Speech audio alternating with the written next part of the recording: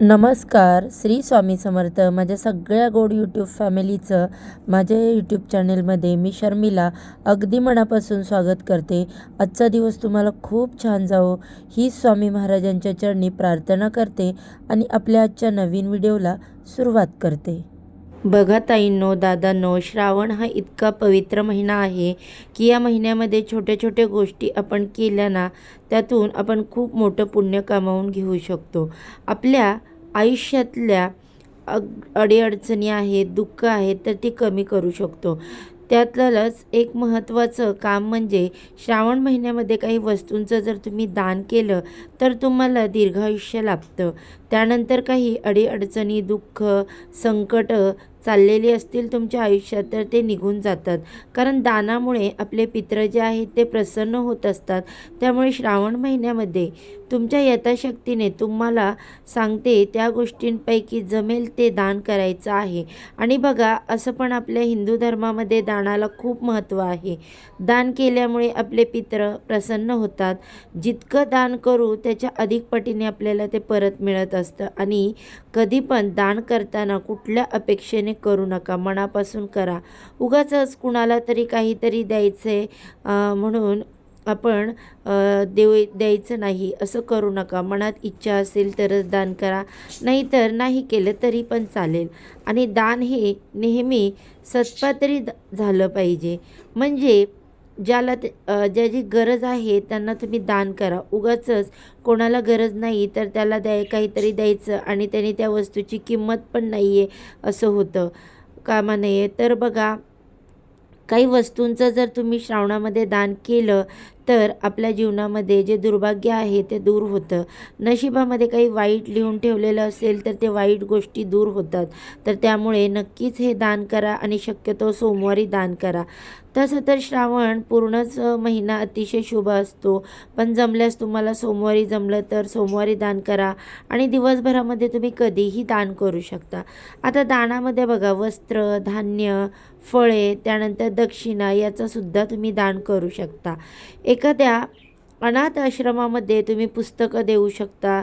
तुमची इच्छा असेल ना, तुम्ही अतिशय छान छान गोष्टी शोधून काढा. बघा, आता काही आश्रम असतात, मी मागे पण सांगितलं की त्या ठिकाणी जाऊन विचारा की तुम्हाला कसली गरज आहे. मग ते सांगतील. त्यांना काही किराणा लागतो किंवा लहान मुलांचे कपडे लागत आहेत किंवा इतर काही, वृद्धाश्रमात जा, तिथे तुम्ही दान करू शकता. श्रावण महिन्यामध्ये बघा, वस्त्रदान केल्यामुळे तुम्ही नवीन कपडे दान करा तरी पण चालेल. त्यामुळे आपले पित्र आपल्यावर प्रसन्न होत असतात. त्यानंतर या महिन्यामध्ये तुम्ही तांदूळ, गहू, डाळी यांसारखे जे धान्य आहे तर ते दान करू शकता.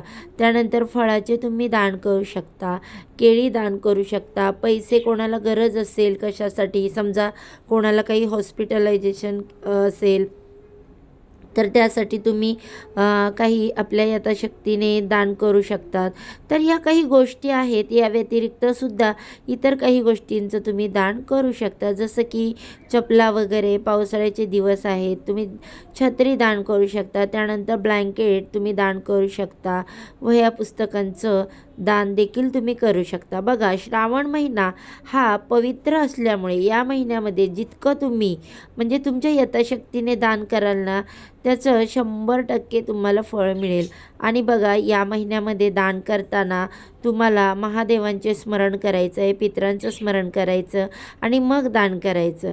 बघा, आपण जे काही दान करतो ते शक्यतो गुप्त दान असलं पाहिजे.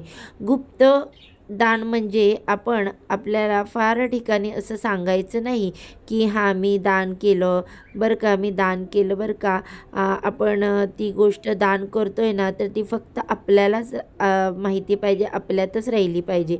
आणि तुम्ही सगळ्यांनी म्हणजेच बघा, आश्रमात तर दान केलेलं अतिशय उत्तम असतं, कारण तिथे त्या लोकांना गरज असते. याशिवाय बघा, आपण सिग्नलवर वगैरे बघतो. आता मी बघा, एक गोष्ट सांगते म्हणून आठवली.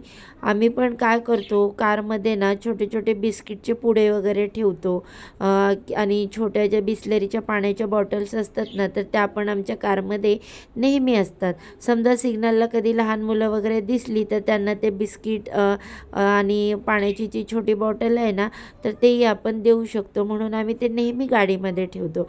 पाण्याची बाटली, बिस्किट हे त्यांना दिल्यामुळे त्यांचे जे काही आपल्याला आशीर्वाद असतात ते लागतात. म्हणजे बघा, आपल्या मनामध्ये असेल ना तर आपण कसंही दान करू शकतो. त्यामुळे नक्की तुम्ही पण बघा, तुमच्या मनामध्ये सुद्धा काही गोष्टी असतील, काही तुम्ही इतर गोष्टी म्हणजे सांगू शकत असाल की काय दान करता येईल, तर ते नक्की मला कमेंट करून सांगा. कारण जेव्हा तुम्ही एखादी गोष्ट सांगता आणि ती केल्यामुळे इतरांनाही काही त्याचा फायदा होत असेल, तर त्याला कुठे ना कुठे पुण्यफळ जे आहे त्याचं आपल्याला सुद्धा मिळत असतं. त्यामुळे मला कमेंट बॉक्समध्ये नक्की कमेंट करून सांगा की अजून काय गोष्टी आपण दान करू शकतो. तर बघा, श्रावण हा महिना पवित्र असल्यामुळे आपल्याला त्याचा जास्तीत जास्त फायदा करून घ्यायचा आहे. जास्तीत जास्त गोष्टी तुम्ही दान करा की जेणेकरून पितृ प्रसन्न होतील, महादेवांचा भरभरून आशीर्वाद मिळेल आणि मग आपल्या कष्टासोबत नशिबाची साथ मिळेल.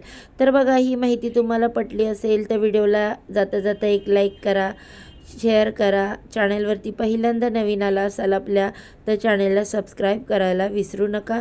बाजूचं असणारे बेल आयकॉन देखील प्रेस करा, ज्यामुळे मी जेव्हा पण माझ्या चॅनेलवर नवीन व्हिडिओ अपलोड करेल त्याचे नोटिफिकेशन सर्वात आधी तुम्हाला मिळेल आणि तुम्ही एक पण व्हिडिओ मिस करणार नाही. चला तर आजच्या व्हिडिओचा इथेच एंड करते. अशा छानशा माहितीसोबत पुन्हा उद्या नव्याने भेटू. सर्वांना श्री स्वामी समर्थ.